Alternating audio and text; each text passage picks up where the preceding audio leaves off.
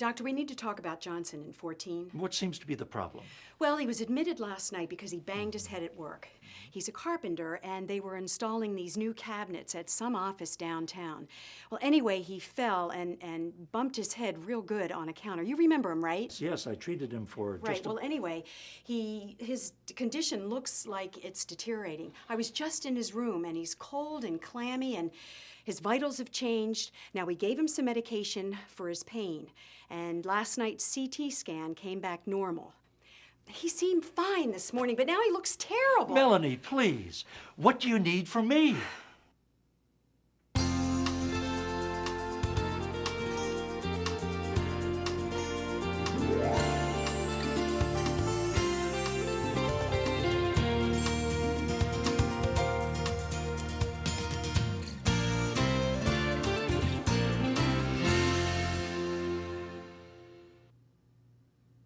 Hospitals are centers of communication. Patients who come into your facility can be treated by any number of healthcare professionals, including nurses, physicians, and surgeons. Each caregiver who works with a patient must provide other caregivers with information. As we've just seen, all of the facts about a patient can start to become confusing, especially when they're not communicated clearly. There is a communication tool called Sbar that can help organize information and present it in a way that gives the listener the important facts about a case in a quick, coherent way. Sbar is an acronym for Situation, Background, Assessment, and Recommendation. Sbar is a technique that was developed by the U.S. Navy. Submariners often work in stressful environments where time is of the essence. Sound familiar? Hospitals can be stressful places too, with significant time constraints, especially in an emergency.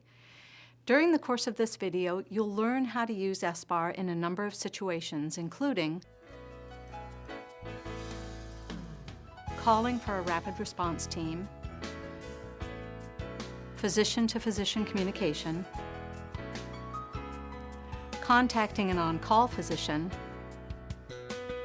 and during a patient handoff.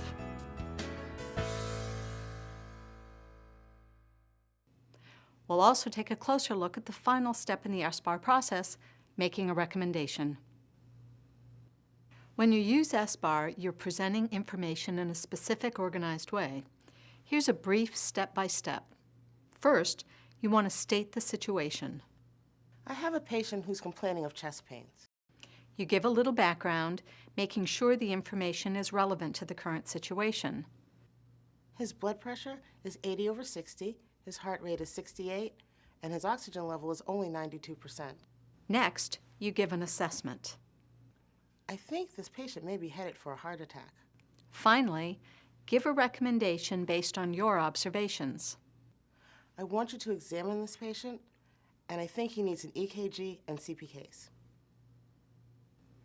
If you follow these rules, the information you provide will be easily understood. Sbar removes irrelevant information from the conversation, leaving only what's important for the listener to consider. That's why Sbar is useful in everyday conversation, but its real strength is when there's a critical situation at the hospital. The emergency department and the ICU are prime locations to use Sbar. Sudden and negative changes in a patient's condition may also require you to provide information using Sbar. This saves time and provides accurate and thorough information. Similarly, Sbar is an excellent format to use when you call for a rapid response team or RRT.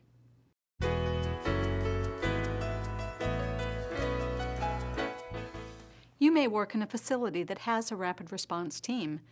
This is a specific team that is designated to respond in a crisis. You can use Sbar to present the team with the cogent information needed to help a patient whose condition is deteriorating.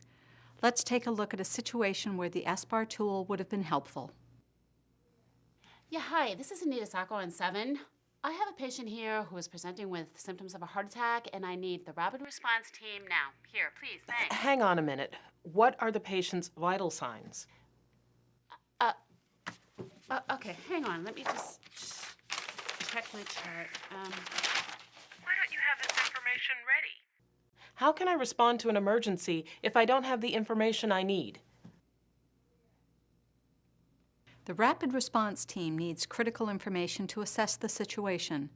Remember to review the information needed and consult the Sbar template to help organize your thoughts. Let's look at a better way to handle this situation using the Sbar steps. Hi, this is Anita Sacco on 7. I have a patient here, Andrew Johnson.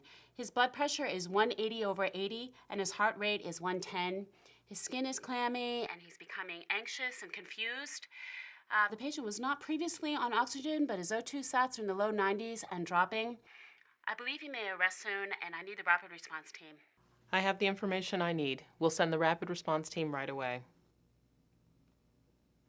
You are a professional, and you know what facts are important. Sbar helps to organize those important facts and thoughts in a coherent manner so the person listening can immediately understand the circumstances.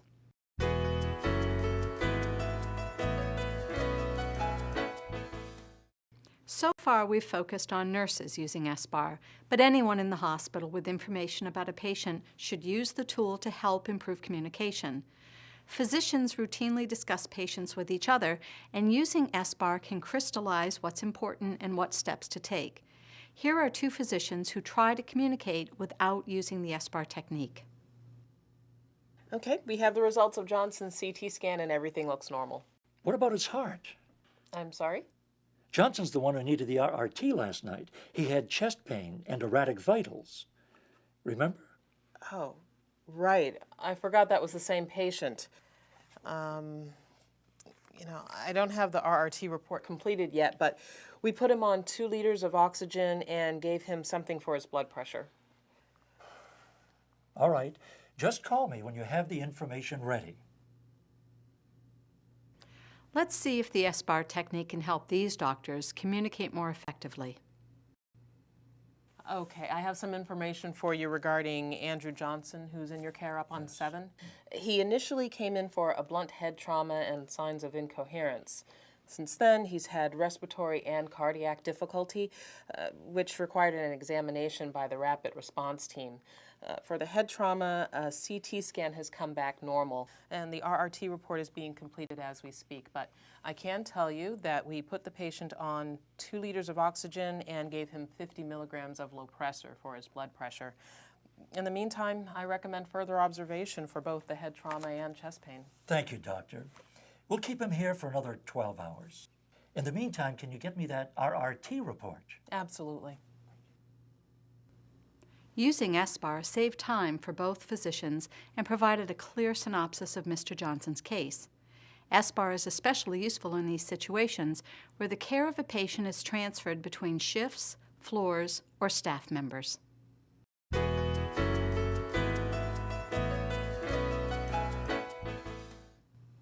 There's often potential for miscommunication when caregivers need to call physicians who are on call. Sbar can be an especially useful tool for both the speaker and the listener. It gives the speaker the chance to organize his or her thoughts and prioritize information, and it gives the listener the facts that he or she needs in a clear and concise way. As the speaker, you may ask yourself before the call, why am I calling this physician? What's happening to the patient that makes this call important? What information is relevant in this situation? What might it mean? What would I do if I had to make the decision?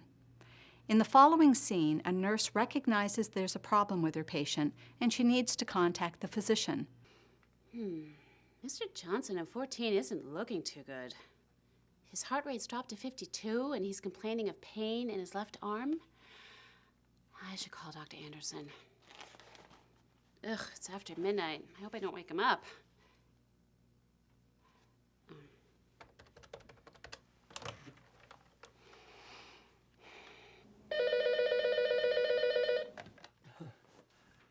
Hello?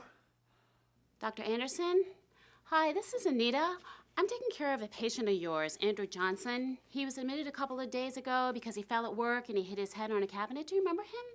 Anyway, I was checking in on my patients earlier tonight, and when I walked into his room, he didn't look too good at all. Normally, he's very sweet and nice, even when he's tired. But this time, he was really, really quiet, and he said he was in pain. When I took his vital signs, I saw that his heart rate had dropped to 52, which is really unusual for him. Generally, he runs in the upper 80s and... What's your point? Because she was nervous and in a hurry, the nurse threw a bunch of irrelevant information at the physician without really explaining the problem.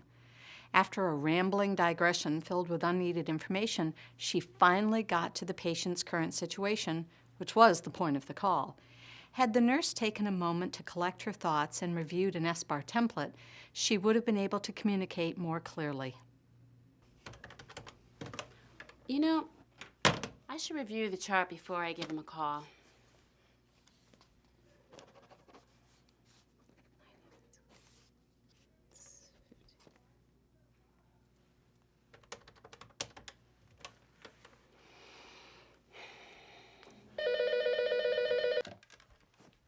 Hello? Dr. Anderson, this is Nurse Anita Sacco. I'm calling about your patient, Andrew Johnson. His blood pressure is 90/60 and his heart rate has dropped to 52. Patient's complaining of pain in his left arm. He's anxious. He's not on oxygen. I think he may arrest tonight. I'd recommend that you transfer the patient to a critical care bed immediately. Okay. Alert critical care that we're transferring the patient there.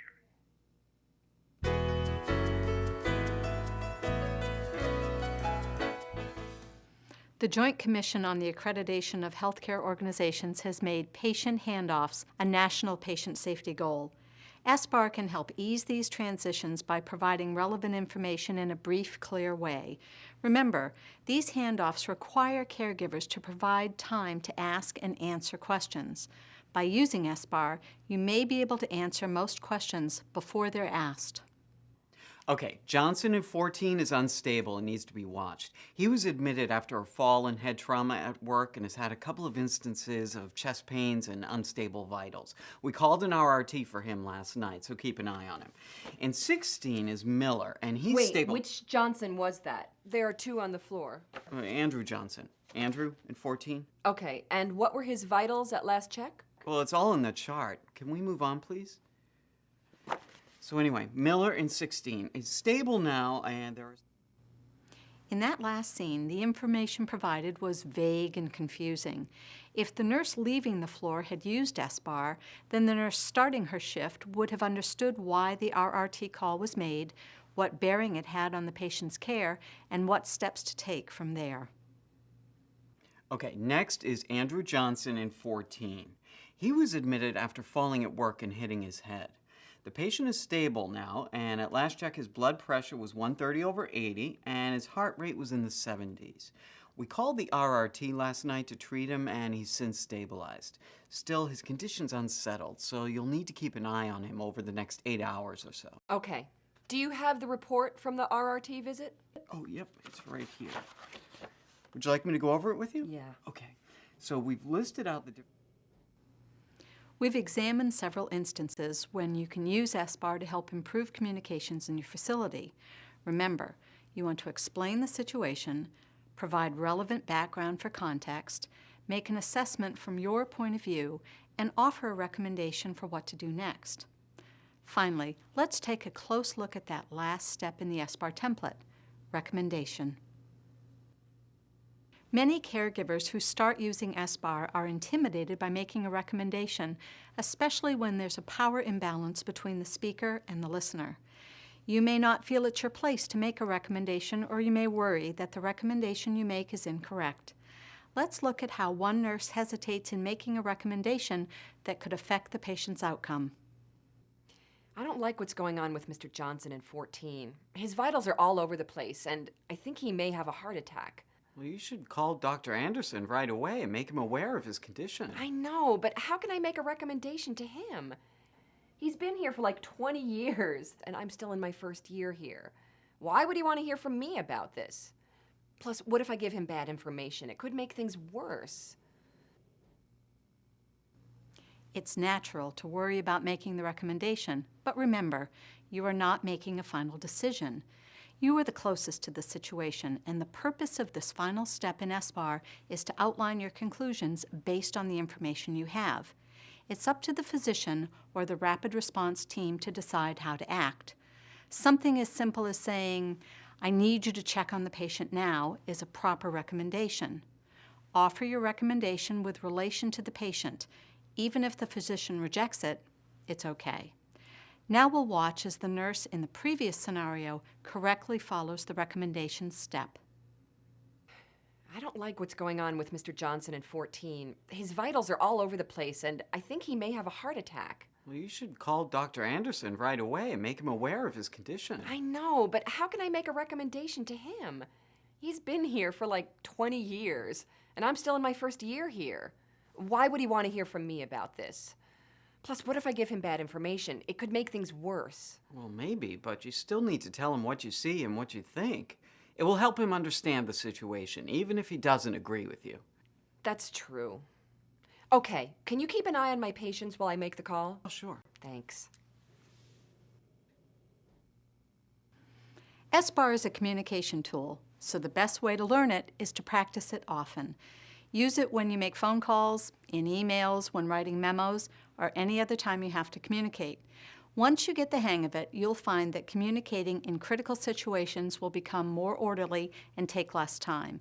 Sbar can work for nurses, physicians, surgeons, any other staff member who must communicate while at work.